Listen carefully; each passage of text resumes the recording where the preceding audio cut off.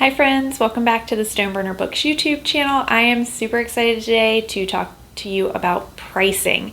When I asked what do you want to know about running a small business, this was my number one question that I got was how do you price your items? So let's get into it. Okay, so last week we talked about getting your business set up, setting out your foundation, and questions to consider when trying to determine are you going to have your own standalone website or are you going to use a platform like Etsy.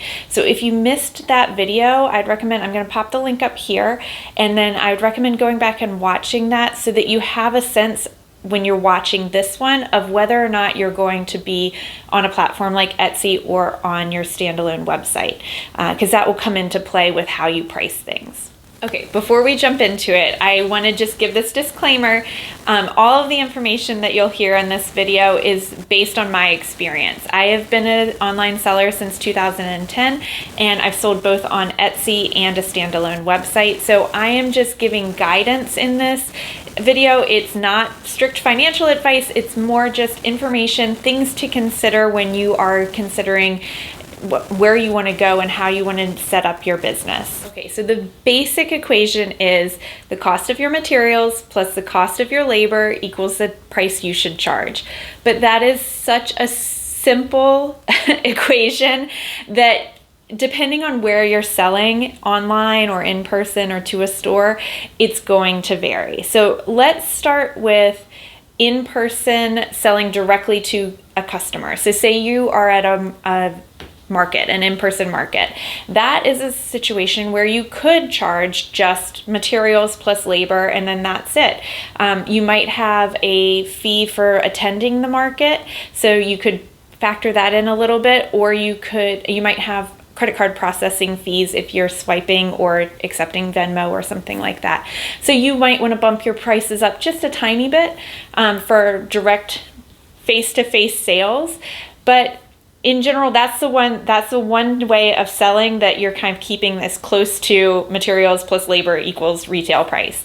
Now, if you're selling to a wholesaler, that is a situation where wholesalers typically pay 50% of the retail price. So I'll give you an example. If I have a journal that I sell for $28 retail, directly to the customer, if I'm going to sell that to a wholesale, a shop that wants to have my journal is in there, they're only going to pay $14. So my materials and labor have to be $14 or less. Now, I will say my materials and labor are not $14 or less.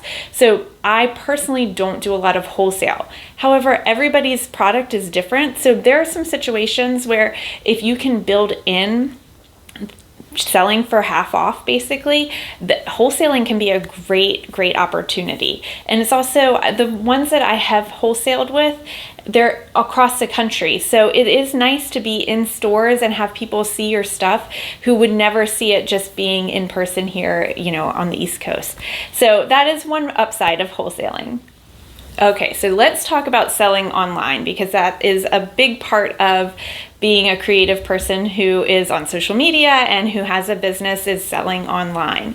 So in our last video, we talked about the platform of Etsy, and we talked about having a standalone website like Square, which is what I use. So I am going to just talk through those two options. And I touched a little bit on the Etsy costs last time, but I'm going to dive a little bit deeper this time. So let's talk Etsy first. If you are selling on Etsy, you cannot use the basic equation of materials plus labor equals what you should charge, because there are listing fees for adding your item to Etsy. There are transaction fees that you'll want to include in the price and cover those. And if you want to have your listing be a free shipping listing, you should incorporate that shipping cost into your price. So your equation for Etsy would be materials plus labor plus fees plus shipping cost equals what you should pay. So that is a little bit more complicated. If you are on your standalone website, you want your equation's going to be something more like materials plus labor plus credit card processing fees equals what you should charge. And that all is dependent upon whether you want to offer free shipping and include those prices into your item, or like I mentioned in the last video, I like to charge my customers for shipping. I like to be transparent that they are paying for shipping, not paying an inflated price for my product. So when I do my standalone website, I have a lot more flexibility of how I want that to look. One final thing to mention is that none of the equations that I gave you calculate in overhead. So if you are renting a studio space or a storefront, that is something that you would also have to calculate into your equations.